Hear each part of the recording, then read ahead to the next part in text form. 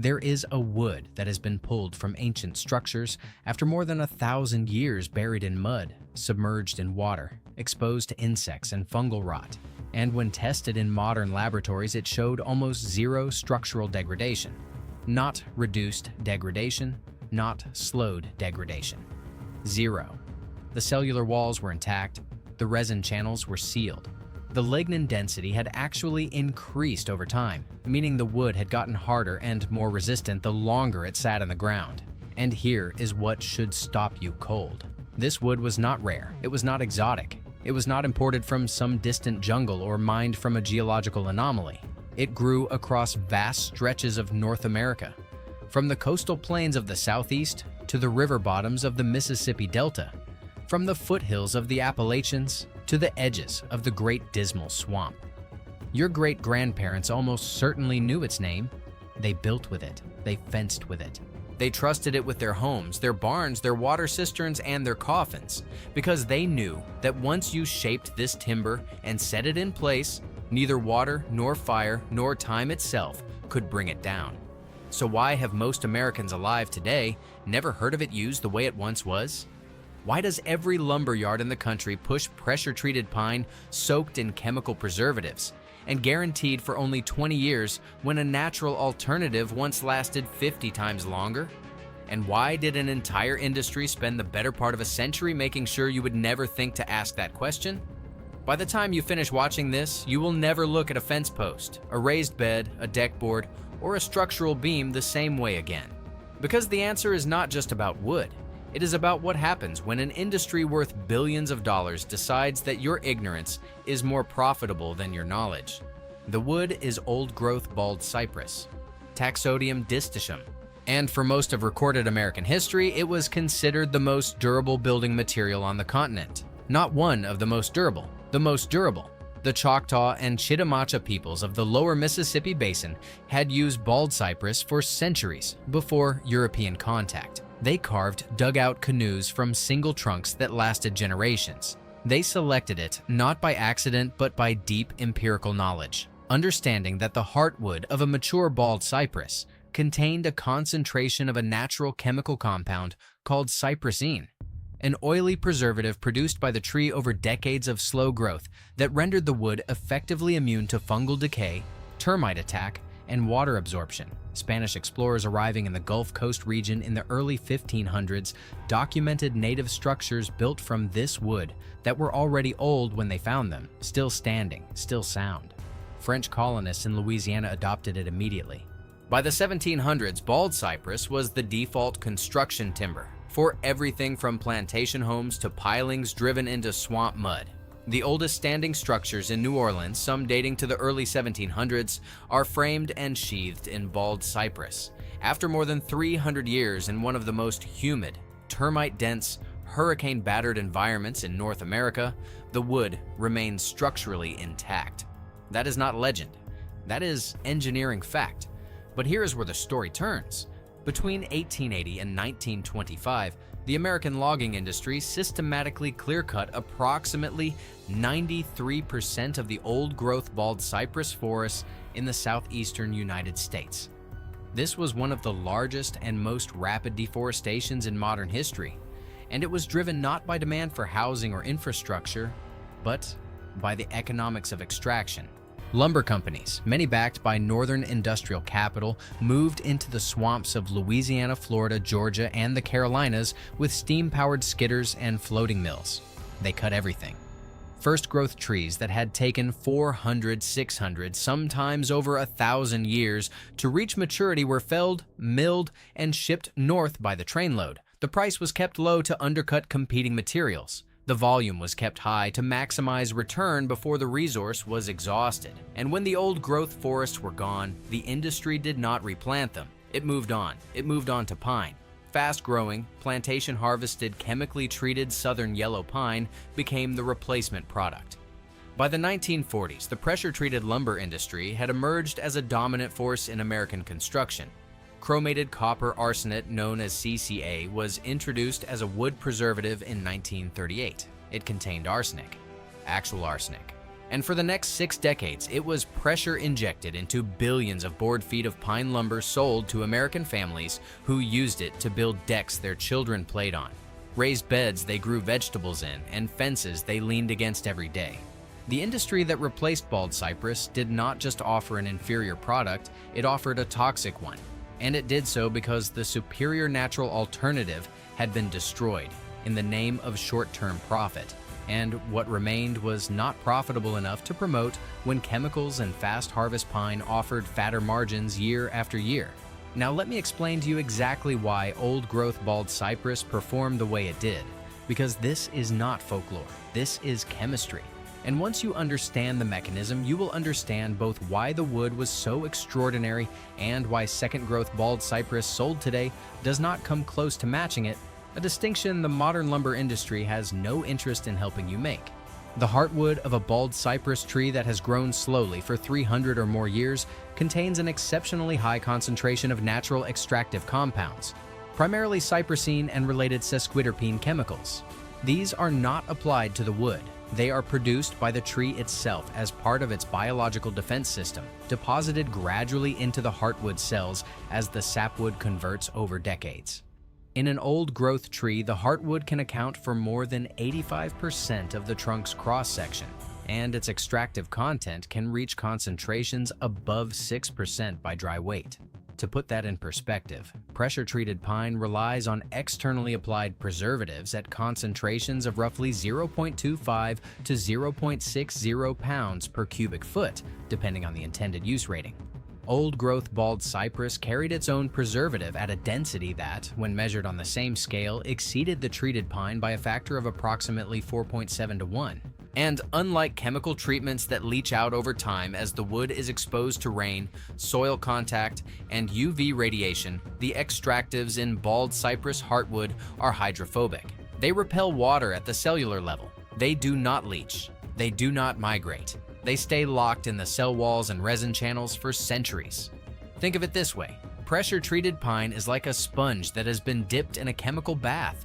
It absorbs the treatment, but over time the sponge dries, the chemicals wash away, and you are left with a sponge. Old-growth bald cypress is like a sponge that was grown in the chemical bath, where every fiber, every pore, every cell was formed in the presence of the preservative and incorporated it into its very structure. You cannot wash it out because it is not on the wood, it is the wood. This is also why the wood resists fire to a degree that surprises even materials engineers. The cypressine compounds, combined with the extremely tight growth rings of old-growth timber, sometimes as many as 30 to 40 rings per inch, create a surface density that resists ignition. In standardized flame spread tests, old-growth bald cypress heartwood has scored a flame spread index as low as 40 to 55. Compared to untreated pine at 130 to 195. That means in practical terms, it takes sustained direct flame contact at high temperatures to ignite the surface, and even then, the wood tends to char rather than combust. It forms a carbon layer on the outside that insulates the interior, a natural version of the same principle used in modern fire-resistant coatings that cost $40 to $60 per gallon. The tree evolved this defense because it grew in environments prone to lightning strike fires in swamp margins. Nature solved the problem of fire resistance 300 million years ago. The chemical industry just convinced you to pay for a synthetic imitation that lasts a fraction of the time. So, if old-growth bald cypress was this effective, if it outperformed every chemical treatment on the market by a wide margin, if it resisted rot, fire, insects, and water simultaneously using nothing more than its own biological chemistry, then why is it not the default building material in America today? Follow the money. The pressure-treated lumber industry in the United States generates approximately $12 billion in annual revenue. That figure includes the lumber itself, the chemical treatments, the retreatment products sold to homeowners every few years when their deck boards start to split and gray, and the replacement lumber purchased when treated wood fails after its 15 to 20-year expected lifespan. That is $12 billion per year, built on the assumption that wood will fail. If the wood did not fail, if it lasted 300 years instead of 20, the entire economic model would collapse. There would be no retreatment products, there would be no replacement cycle, there would be no annual purchases of stain, sealant, and wood, preservative at your local hardware store. You would build your fence once, and your grandchildren would still be leaning on it. Now consider this. The average American homeowner spends between $3,200 and $7,500 on a new deck, depending on size and materials. The expected lifespan of a pressure-treated pine deck, even with annual maintenance, is 12 to 18 years. That means over a 60-year period, the same period in which an old-growth bald cypress deck would require essentially no maintenance and show no structural decline, a homeowner using treated pine will rebuild or replace that deck 3 to 5 times at a total cost of $12,000 to $37,000, not counting the labor and disposal costs. Your household has been paying a recurring tax on planned obsolescence, and the tax collector is the lumber and chemical treatment industry. Every board you replace, every gallon of sealant you brush on, every weekend you spend restaining a deck that is only 6 years old but already looks tired is a direct consequence of the destruction of the old-growth bald cypress forests and the industry's subsequent refusal to develop any natural alternative that might threaten its revenue cycle. The USDA Forest Service, to its credit, has published studies acknowledging the superior durability of old-growth bald cypress heartwood. But these studies are buried in technical bulletins and research station papers that no consumer ever sees. They are not referenced in any consumer-facing guide published by the lumber industry. Home improvement retailers do not mention them. Building codes, which are heavily influenced by industry lobbying, are written around the performance characteristics of treated lumber, not around the documented performance of natural rot-resistant species. The entire regulatory and commercial framework is designed to perpetuate the cycle of purchase, treat, fail, replace, repeat, and you are the one writing the checks. But here is what they could not erase. They could not erase every tree, and they could not erase every community that remembered. In the Atchafalaya Basin of south-central Louisiana, there are Cajun families who never stopped using bald cypress, not because they read about it in a book, because their grandparents built with it. And their grandparents' grandparents built with it, and the evidence was standing right in front of them, holding up houses and fish camps and boat sheds that had survived a century of hurricanes, floods, and subtropical humidity without a single board being replaced. These families know the difference between old growth and second growth by sight, by weight, by smell. They know that the old wood smells faintly of pepper and resin when freshly cut, while second growth smells like ordinary wet timber. They know that old-growth heartwood sinks in water because its density exceeds 1.05 grams per cubic centimeter, while second growth floats because it has grown too fast, with too few rings per inch and too little time to accumulate the extractive compounds that make the difference. In Japan, there is a parallel tradition that confirms everything the Cajun experience teaches. The Japanese have used Hinoki cypress, a closely related species, for more than 1,300 years. The Horyuji Temple near Nara, built in 607 AD, contains original Hinoki timbers that have been tested by the Forestry and Forest Products Research Institute in Tsukuba and found to retain approximately 90% of their original compressive strength after 14 centuries.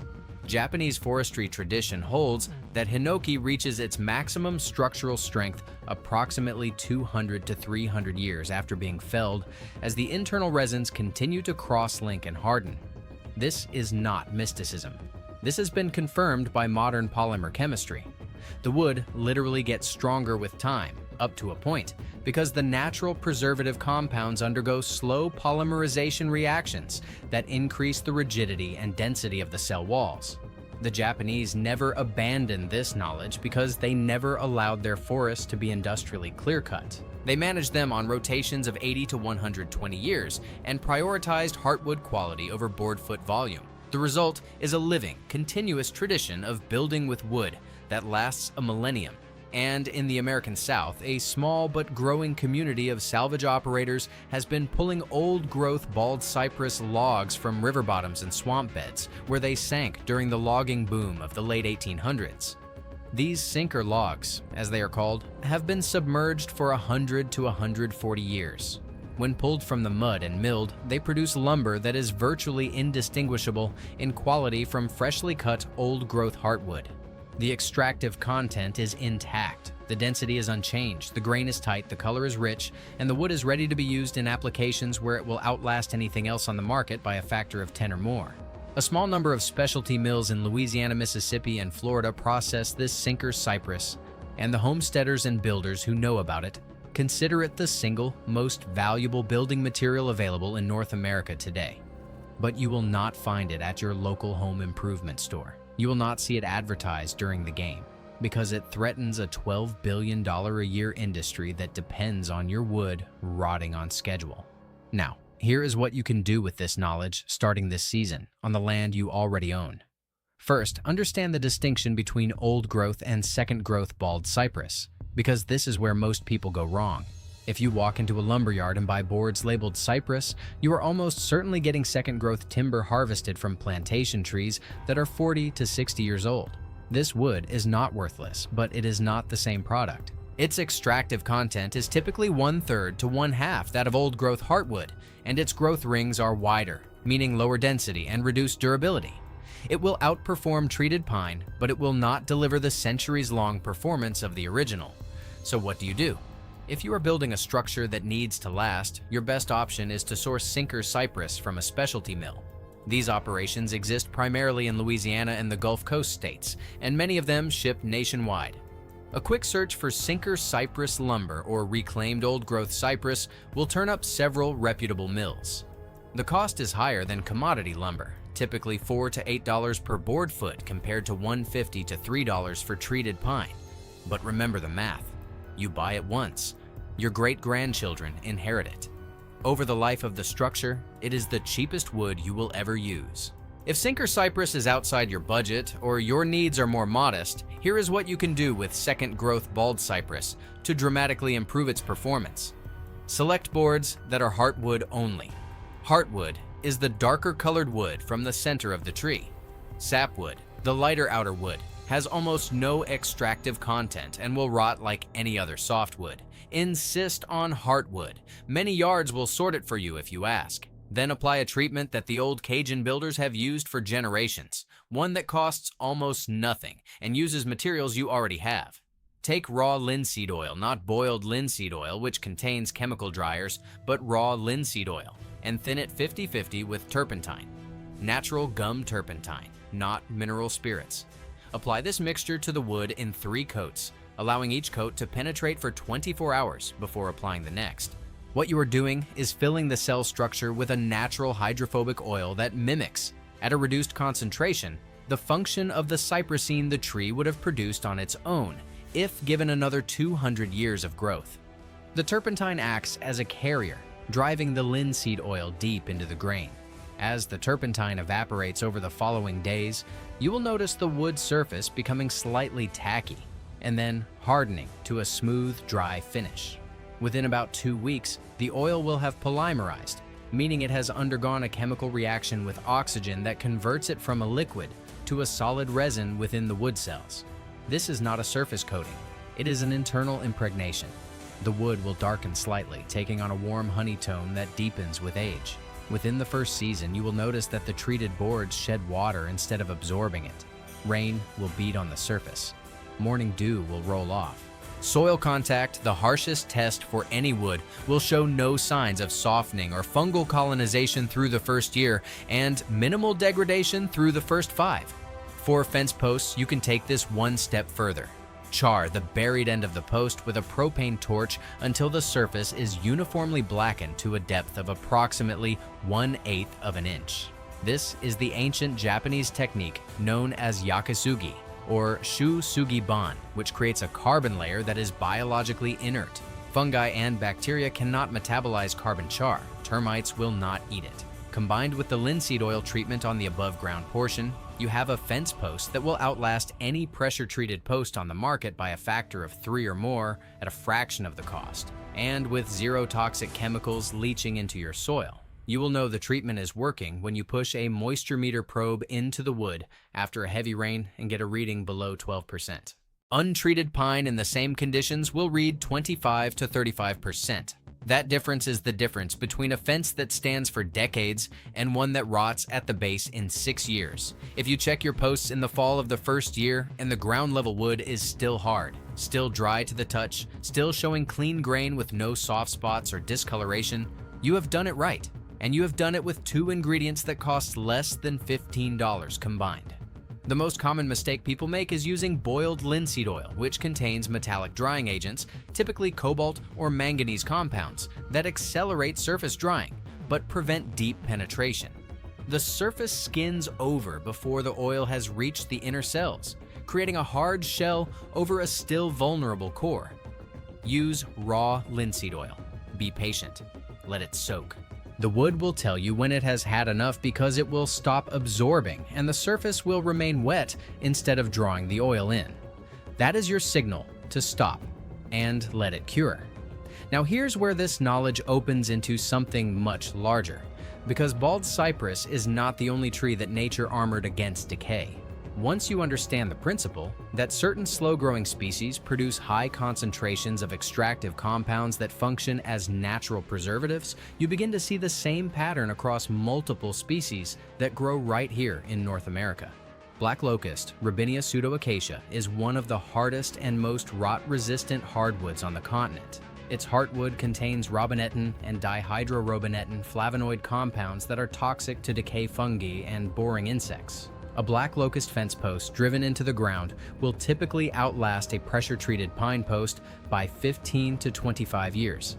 And black locust grows aggressively, often considered invasive, meaning you may already have it on your property or know someone who is trying to get rid of it. It coppices vigorously, meaning you can cut it at the base and it will regrow multiple stems, giving you a renewable supply of fence posts and tool handles from a single root system for decades. Eastern red cedar, Juniperus virginiana, is another species with high extractive content, particularly in its heartwood, which contains cedrol and cedrine, compounds that give the wood its characteristic scent and its resistance to moths, termites, and rot. It is the traditional wood for closet lining, chest construction, and outdoor applications where ground contact is moderate. It grows throughout the eastern United States, often volunteering in old pastures and fence rows where birds have dropped the seeds. Osage orange, Maclura pomifera, may be the single most durable fence post wood in North America. Railroad surveys from the 1860s documented Osage orange fence posts still sound after 40 years of service in prairie soil. Modern testing has confirmed heartwood durability ratings that exceed even black locust, with extractive compounds including osagen and pomiferin that resist both biological and UV degradation. This is the tree that the Osage and Comanche peoples prized for bow making, and its wood is so dense it sinks in water with a specific gravity averaging 1.05. It is also a superb firewood, producing more BTUs per cord than any other North American hardwood, at approximately 32.9 million BTUs per cord compared to 24.6 for red oak. If you have Osage orange on your property, you are sitting on one of the most versatile and valuable natural resources available to a homesteader, and most county extension offices will not mention it once. Each of these species operates on the same principle as bald cypress. Slow growth produces dense wood. Dense wood accumulates high concentrations of natural extractive compounds. Those compounds render the wood resistant to water, fungi, insects, and in some cases fire. And each of these species was systematically displaced in commercial use by fast-growing plantation pine treated with industrial chemicals. Not because the pine was better, but because it was faster to harvest, easier to process, and more profitable to sell on a 15-year replacement cycle. The pattern is always the same. A natural solution that works too well is replaced by a synthetic solution that fails on schedule, generating repeat revenue for the manufacturer and repeat cost for you. Your fence rots. You buy a new one. The chemical treatment leaches into your garden soil. You buy remediation products or raised bed liners. The liner is made of plastic. The plastic is made from petroleum. And somewhere, a quarterly earnings report shows a line going up because your fence post did not last. What you have learned today is not just about wood.